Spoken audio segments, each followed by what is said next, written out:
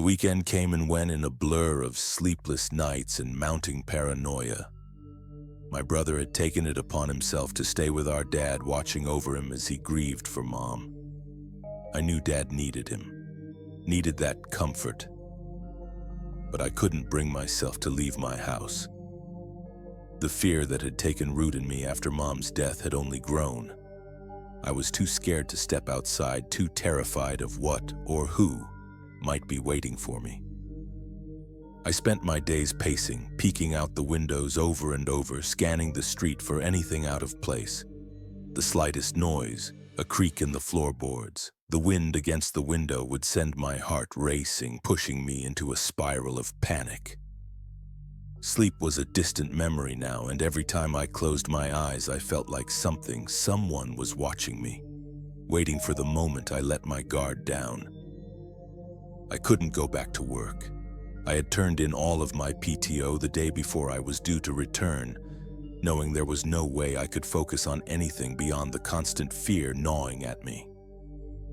I was trapped in my own mind, and leaving the house felt like it would open the door to whatever nightmare was coming next. I didn't own any firearms, but I had knives. Not many, but enough to make me feel a little more secure. I kept one on me at all times, and the rest I'd stashed around the house, hidden in places I could reach if Roger or whoever was behind this tried to break in.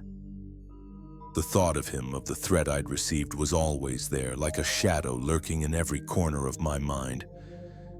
The sleep deprivation was getting worse.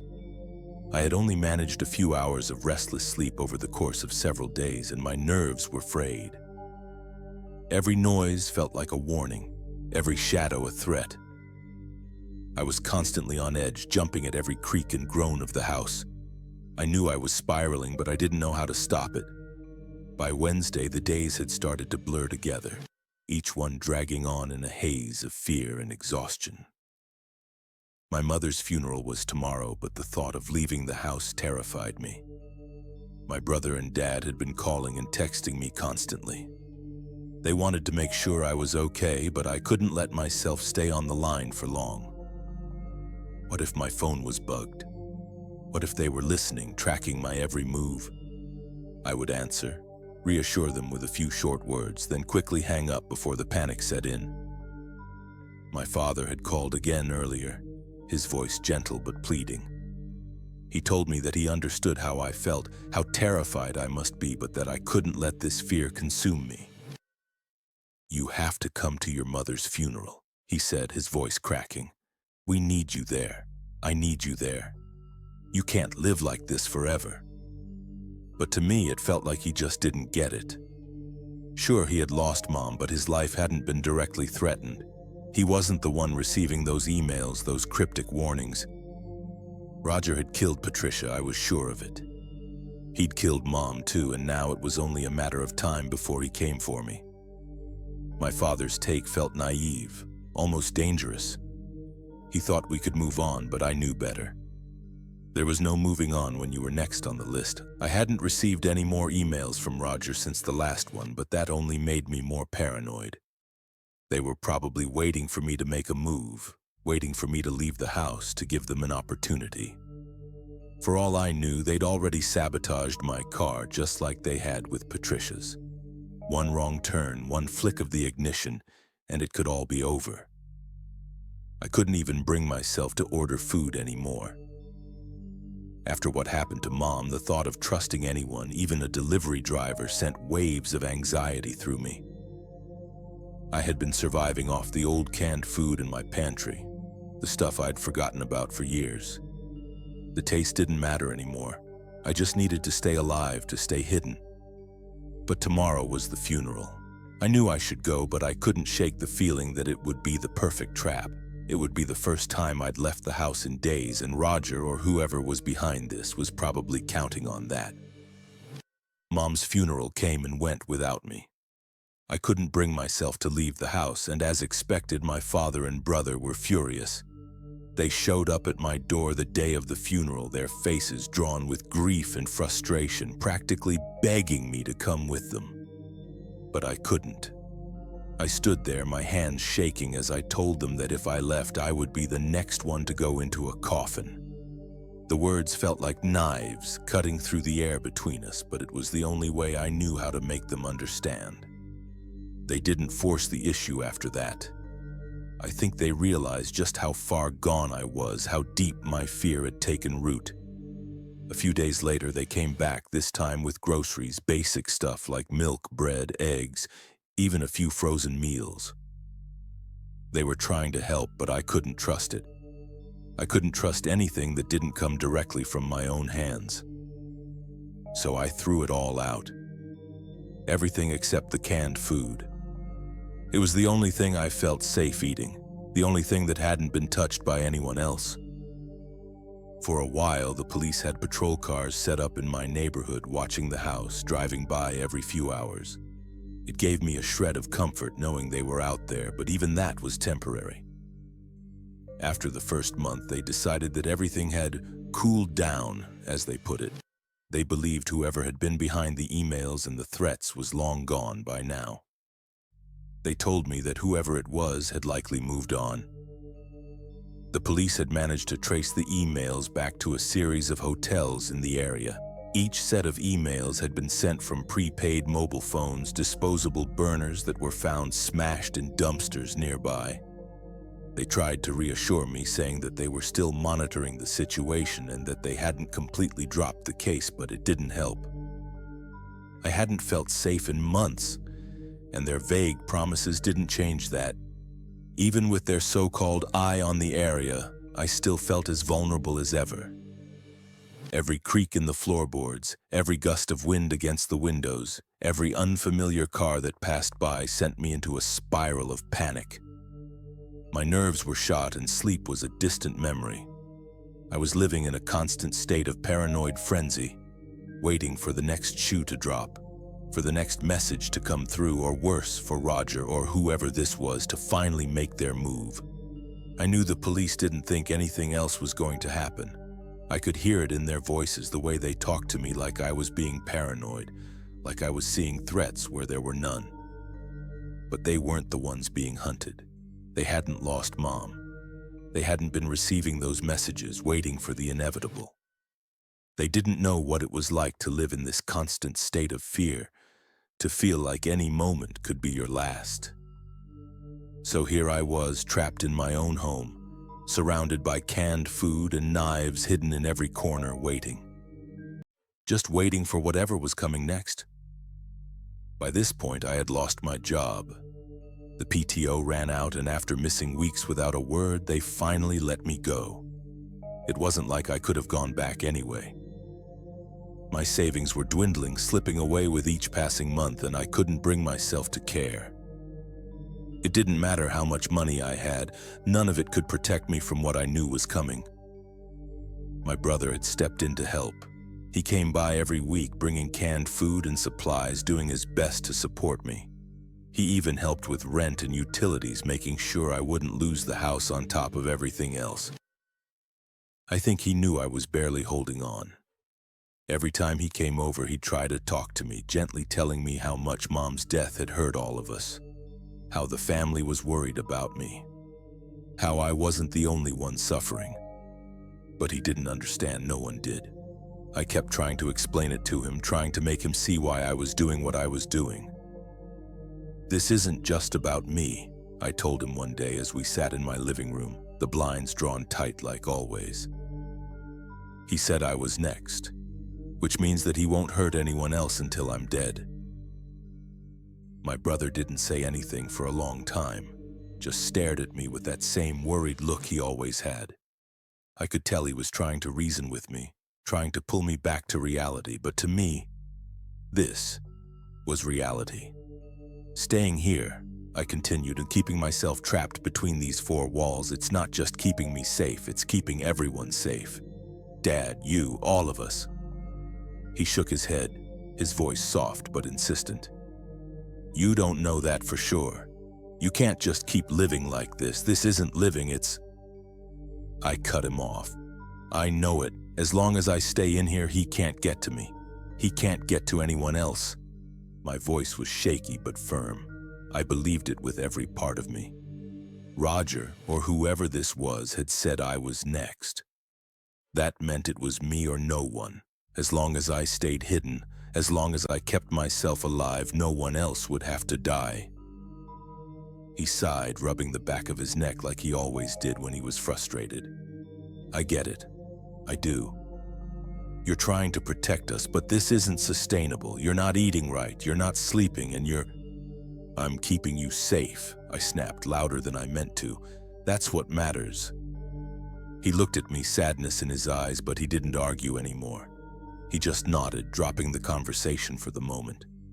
But I could tell he was worried. Maybe he was right. Maybe I wasn't living anymore. But what choice did I have? I had to do what was necessary to survive, to keep everyone else out of danger, and as long as I stayed in this house, trapped between these walls, I was keeping him and everyone else safe.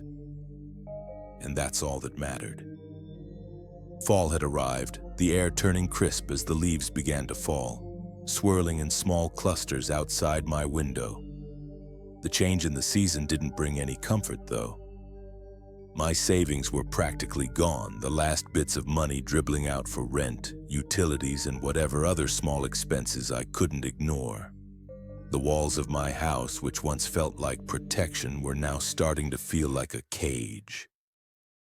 My brother came over one afternoon, his face serious. I knew something was coming, but I wasn't prepared for the ultimatum he gave me.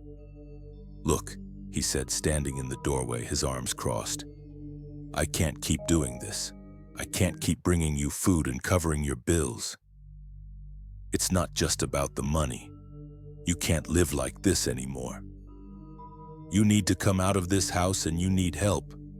I'm telling you, either you move in with us, stay with my family until you can get over this fear, or I stop bringing you food. I can't watch you do this to yourself anymore." I stared at him, my heart pounding in my chest. The walls around me suddenly felt even tighter, pressing in on all sides. I wasn't ready to leave the house. I wasn't ready to face whatever was waiting for me out there. "Please," I said, my voice breaking. "I just need a little more time. Just give me another week. I can't leave yet, but I will. I promise." He shook his head, his expression unwavering. "No more time. I'm serious. You have to make a decision now. You come with me or I stop bringing the food. It's time to face this. You can't keep hiding here forever." Desperation clawed at my insides.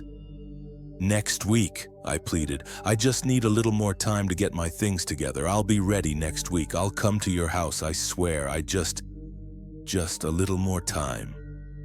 My brother sighed heavily, clearly torn between his concern and frustration. After a long pause, he nodded. "All right," he said, finally relenting. "One more week, but that's it. After that, you're coming with me or you're on your own." I nodded quickly, relieved that he was giving me the time I'd begged for. "Thank you," I whispered, stepping forward. He looked at me with a mix of sadness and hope, and before he turned to leave, we shared a hug at the doorstep. It was a hug that felt final somehow, as if the safety I'd clung to inside these walls was slipping away, and soon I'd have no choice but to face what I feared most.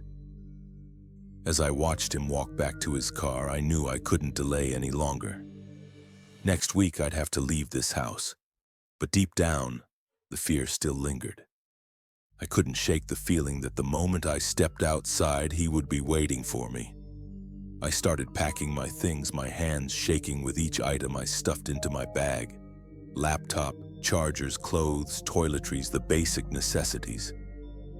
But as I zipped up my suitcase, the weight of my decision settled on me like a ton of bricks. I was terrified. Roger had made me this way. My mind raced with a whirlwind of fear and self-loathing. How had it gotten this far? How had I let him do this to me? I cursed myself for being so weak, for allowing my life to unravel because of one man. He had already taken Patricia's life, and then he took my mother's. And now, in a different way, he had taken mine too. I wasn't living anymore, not really. I was just existing, trapped in this house, locked away from the world because of the fear he planted inside me. I had become a prisoner to that fear, voluntarily locking myself in this cage, terrified of what might happen if I stepped outside. Everything felt like a trap now. The cars on the road that passed by too slowly, as if they were watching me. The food from the grocery store, which I could no longer trust. Even the man who jogged in front of my house every morning felt like a potential threat. A signal that Roger, or whoever it was, had eyes everywhere. I couldn't shake the feeling that I was being watched at every moment, no matter what I did or where I went. Was this really how I was supposed to live? Constantly waiting for the next attack, the next moment where everything crumbled again? Would I be running forever, hiding from a shadow that may or may not even be lurking? I closed my eyes, forcing myself to breathe, and tried to calm the storm of thoughts swirling in my head. I couldn't live like this any longer. If I continued down this path, I might as well be dead already. Roger hadn't just taken the people I loved, he had taken my sanity, my freedom. But I was done giving him that control. I had promised my brother that I would go to his house, and despite the gnawing terror in my gut, I was going to make good on that promise. I wasn't sure if I could handle leaving the safety of these four walls, but I knew one thing for certain. I couldn't stay here and wait for the fear to consume me. I spent the next hour cleaning up my house, locking every window, every door, hoping there might come a day when I could return and live a normal life again. Part of me doubted it, though. The life I had before all this, the life where I didn't constantly look over my shoulder, felt impossibly distant. Still, I wanted to believe there was a chance, no matter how small, that I could come back and feel safe here. After everything was secured, I sat on the front steps of my house, the cool evening air brushing against my face. I watched as cars drove by, their headlights flickering against the darkening sky. People passed on their evening walks, talking softly, lost in their own worlds. To them, this was just another normal night. But to me, every person who passed was a potential threat. My hand remained wrapped around the knife in my pocket, my grip tight. I couldn't shake the fear that any one of them could be him, Roger, or whoever this faceless figure truly was. I had no idea if Roger was even the person's real name. It could all be part of the game they were playing. Whoever it was, they were out there, watching, waiting for the perfect moment. I sat there, frozen, every muscle tense, prepared for someone to step out of the shadows. Headlights appeared down the street, casting long shadows across the sidewalk. My heart raced as the car slowed in front of my house. For a split second, I gripped the knife even tighter, ready to defend myself, my mind jumping to the worst-case scenario, but then I recognized the car. It was my brother. I exhaled, relief washing over me as I stood up. My brother pulled into the driveway, parking by the curb. I greeted him with a strained smile and moved to load my luggage into the trunk. I still felt on edge, but I tried to push it aside for now. This was the plan: leave the house, go with him, and try to start over. But as I approached the passenger door, I couldn't help the creeping paranoia. I had to be sure. Before I got in, I leaned down and checked the back seat, my eyes scanning the shadows, my breath caught in my throat. I was half expecting to see him, Roger, or whoever this person was, hiding there, ready to spring out at us, but the back seat was empty. I let out another shaky breath and opened the passenger door. I slid into the seat, trying to calm the racing thoughts in my mind. It was just me and my brother. We were safe for now. "Ready?" he asked, glancing at me with a worried smile. I nodded, gripping the handle of the knife still tucked into my pocket just in case. My brother could sense how tense I was the moment we pulled away from my house. Every muscle in my body was stiff, my eyes darting nervously between the cars passing us by. He tried to ease the tension with some small talk, talking about work, about his kids, about how nice it would be to have me at their place for a while.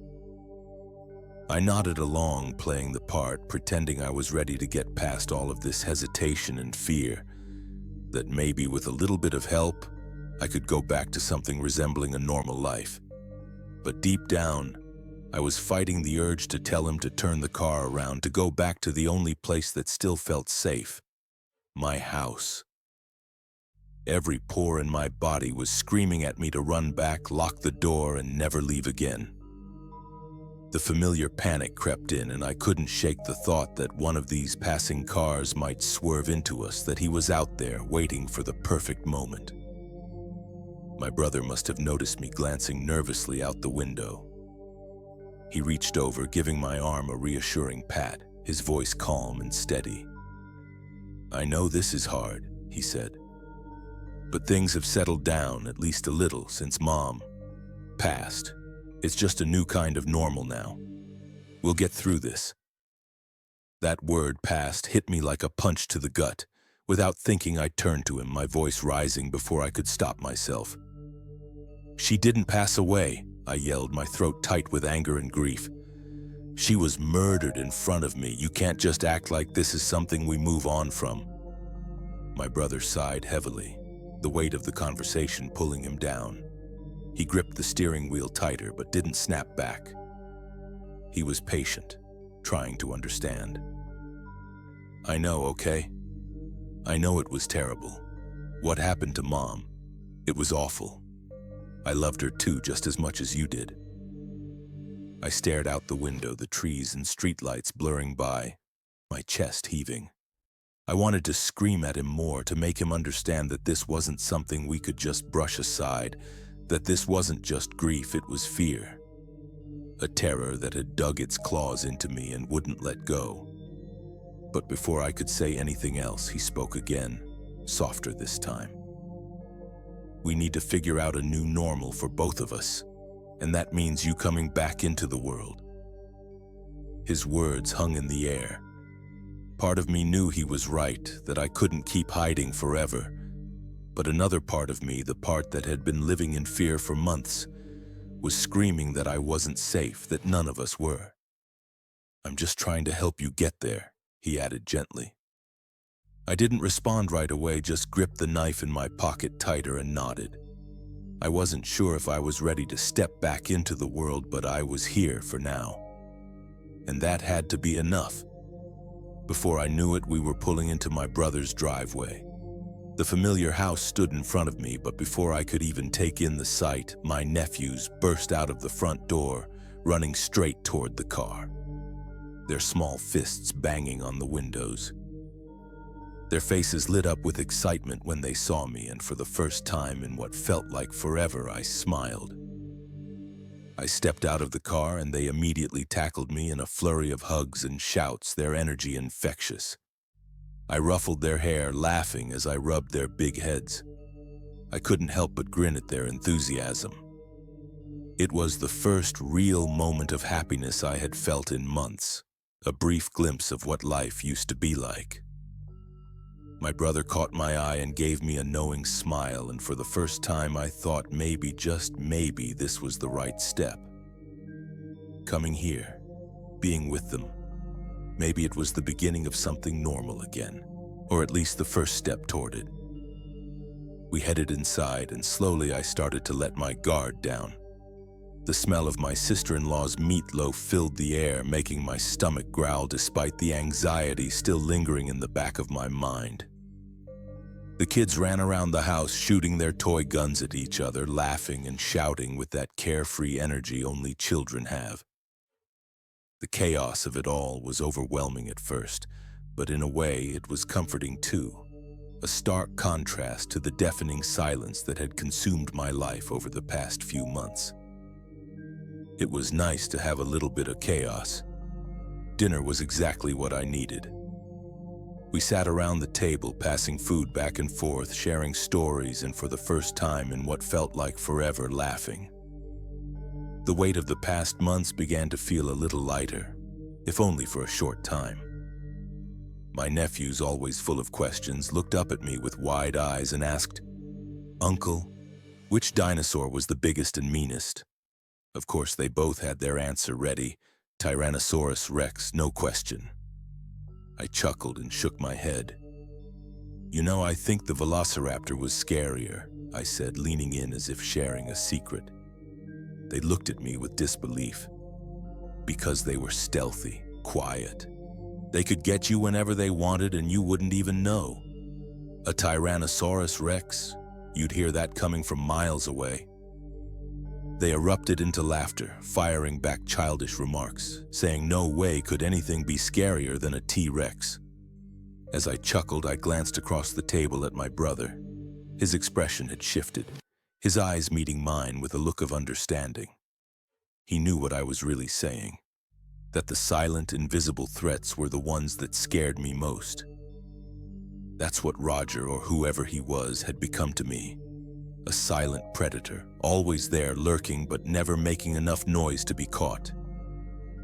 We didn't talk about it. There was no need to say it out loud, but the look in his eyes told me that he understood, and for a moment that shared understanding made me feel a little less alone. We went back to laughing, the tension fading away under the warm glow of the kitchen lights, surrounded by family, food, and the noisy chaos of a home full of life. For the first time in what felt like forever, I began to feel a tiny spark of hope. Maybe things could start to change. Maybe, just maybe, I could find my way back to some kind of normal. After dinner, we spent some time lounging in the living room watching the kids play video games on the big TV. Their laughter and the occasional competitive shouts filled the room, while my brother and I made small talk. It felt good in a way to be in a house full of energy, but no matter how hard I tried to settle in, I couldn't fully shake the tension that had been with me for so long. Every few minutes, I made some excuse to get up, using the bathroom, grabbing something from my bag just so I could take a moment to peek out the window, scanning the quiet street outside. At one point, while I was peeking out, checking to see if there were any cars lingering too long or anyone standing in the shadows, my brother tapped me on the shoulder. I jumped, my heart slamming in my chest, my hand instinctively reaching for the knife in my pocket. But when I turned, I realized it was just him. I exhaled, embarrassed. "Hey," he said softly, giving me a reassuring look. "I thought I'd show you to the guest room. It's getting late." I nodded, grabbing my bag and following him upstairs. The hallway was warm and welcoming, filled with the little touches of family life, photos on the walls, the faint sound of the kids' giggles drifting from their rooms. As we passed by their doors, I couldn't help but smile at the taped-up drawings and school art projects covering the walls outside their rooms. It was such a stark contrast to the sterile, quiet environment I had grown used to in my own house. My brother led me to a small room next to the kids' bedrooms.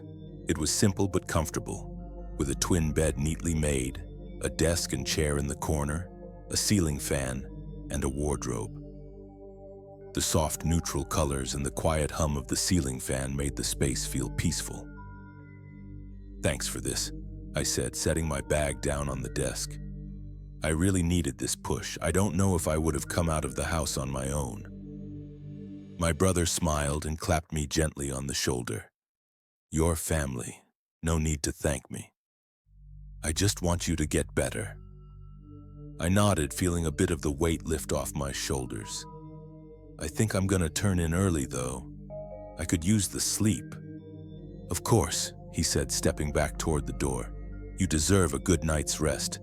We'll catch up more tomorrow."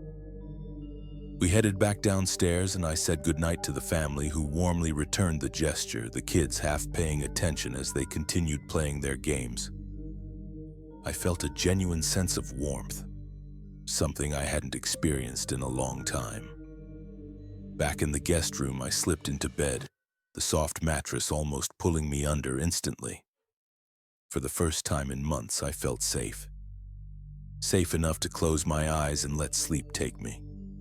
And it didn't take long. I fell asleep almost as soon as my head hit the pillow. the comforting sounds of my brother's family in the background lulling me into a peaceful, deep slumber. I had been enjoying what felt like the first truly peaceful, dreamless sleep I'd had in months, sinking deeper and deeper into oblivion when the blaring sound of a fire alarm ripped me violently awake. I shot out of bed, disoriented, my heart pounding in my chest as the acrid stench of smoke filled the air. My throat immediately started to burn, and I was coughing before I even knew what was happening. Panic surged through me, and my first thought, Roger. I had escaped the safety of my own home, let my guard down, and now he was going to kill me and my brother's entire family in one fell swoop. The nightmare I had feared for months had found me, just like I knew it would. Without thinking, I darted for the bedroom door. The smoke made it hard to see, but I could hear the crackling roar of flames somewhere beyond the walls. I grabbed the door handle and yanked it open, but as soon as the door cracked, a fierce backdraft exploded in my face. The force of it sent me flying backward, my body slamming into the back wall of the bedroom. The wardrobe behind me splintered under the impact, shards of wood crashing down around me as I struggled to regain my breath. The hallway outside was an inferno. Flames roared up and down the corridor, licking at the walls and ceiling, swallowing everything in its path. My mind raced. My nephews, my brother's family, I had to help them, I had to get to them, but the hallway was impassable, a tunnel of fire. There was nothing I could do from here. The smoke was already suffocating, my lungs burning with each breath. I had to get outside before I was trapped in here for good. Scrambling to my feet, I grabbed a chunk of broken wood from the destroyed wardrobe and rushed to the window. I swung the wood as hard as I could, shattering the glass, and immediately ducked as another backdraft burst through, this time shooting flames outward. The fire screamed as it sucked the air from the room, a scorching wind that singed my skin, leaving me with burns that sent waves of agony through my body. I could barely see, barely think. The heat was unbearable. The walls felt like they were closing in, the fire consuming everything around me. My skin felt like it was being peeled away by the searing flames. I had to get out. When the flames receded from the window for a brief moment, I knew it was now or never. I took a leap of faith, my body hurling through the shattered window, falling 2 stories down toward the hard ground below. I hit the earth with a sickening thud, trying to roll as I landed. Pain shot through my body, my legs and arms burning with agony, but I was alive. I had made it outside. I hit the back deck hard, my body racked with pain. Burns seared across my skin, shards of glass stuck in my arms and legs. I groaned, unable to move for a moment, my mind struggling to catch up with the agony coursing through me. The fire roared behind me, casting an orange glow across the night, and the smell of smoke filled my lungs. Suddenly, I felt hands on my back, rough and callous, flipping me over with a force that sent another wave of pain shooting through my body. I gasped, blinking through the haze of smoke, trying to focus on the figure above me. A man stood over me, bald, his face twisted into a cruel scowl. There was a large scar across his brow, cutting through his expression like a permanent reminder of something dark. But it wasn't the scar that caught my attention. It was his eyes. Familiar, piercing, the same eyes I had seen every day of my childhood, the same eyes my mother had. This was Roger. Before I could even process what was happening, he grabbed me by the shoulders and began dragging me across the deck toward the sliding glass door that led back inside the house. I could feel the heat from the fire even more intensely as he pulled me closer to the kitchen where the inferno raged. My heart raced. He wanted me to die in the flames, dying the way he had planned, just as he did with my mother.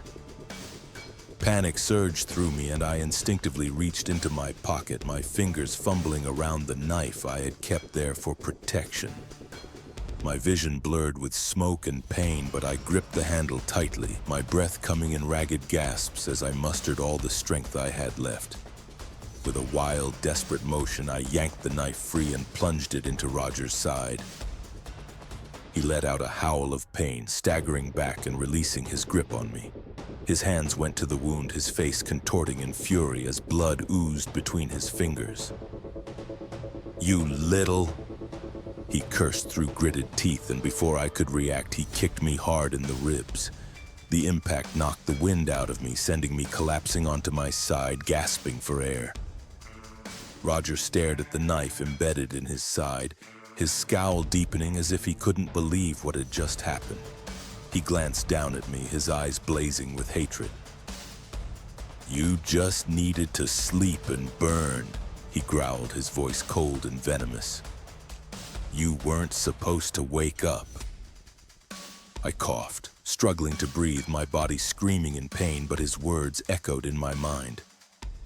This was the plan all along.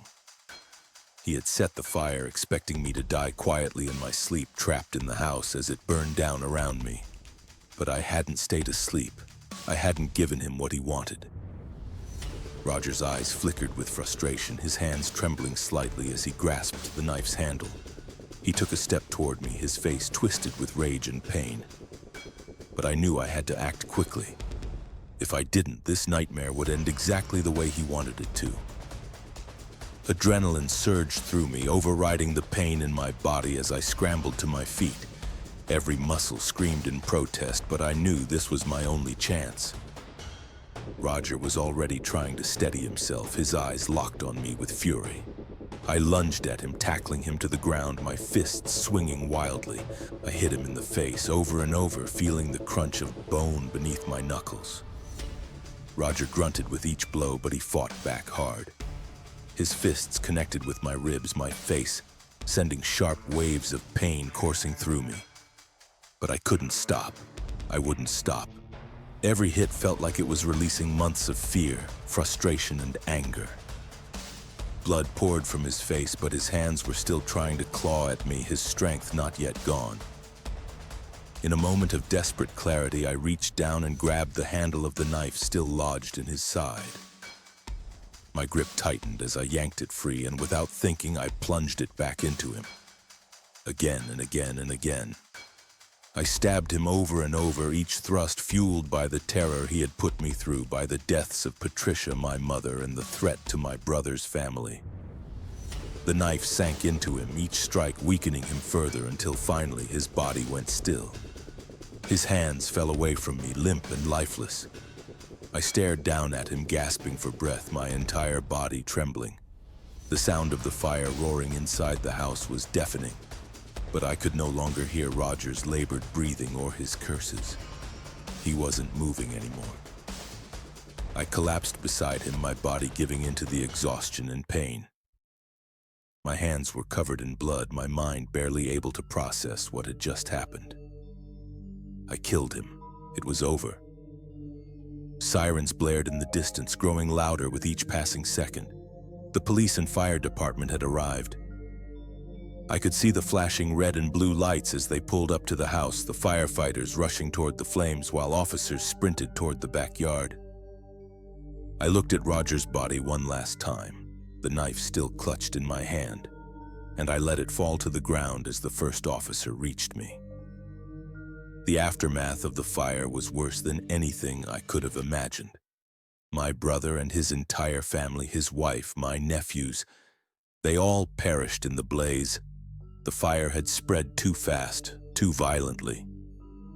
By the time the fire department managed to get inside, it was too late. My heart shattered. I had escaped, but they hadn't. The guilt of that reality pressed down on me like a weight I could never shake. I had come to them for safety, and now they were gone because of it. When the police questioned me, I told them the truth about Roger, the stalking, the threats, the torment I had endured for months. I explained how he had orchestrated everything, from Patricia's death to my mother's, and finally the fire that had taken my brother's family. The man I had killed was Roger, my mother's half-brother, the ghost that had haunted us all. The police found Roger's truck parked a few blocks away in a fast food parking lot. Inside, they uncovered a laptop and several burner phones, the tools he had used to send the messages, track me, and lay out his twisted plans. Nearby, they discovered empty cans that had been used to ignite the fire. The forensic team confirmed that the accelerants were the source of the blaze. It was all there, meticulously planned, as if Roger had been preparing for this final act for years. After the investigation wrapped up, I moved in with my father. We were the only ones left, the only survivors of Roger's horrific onslaught. The police found detailed notes in Roger's belongings, a sick diary chronicling his hatred for his family and his twisted justification for killing them all.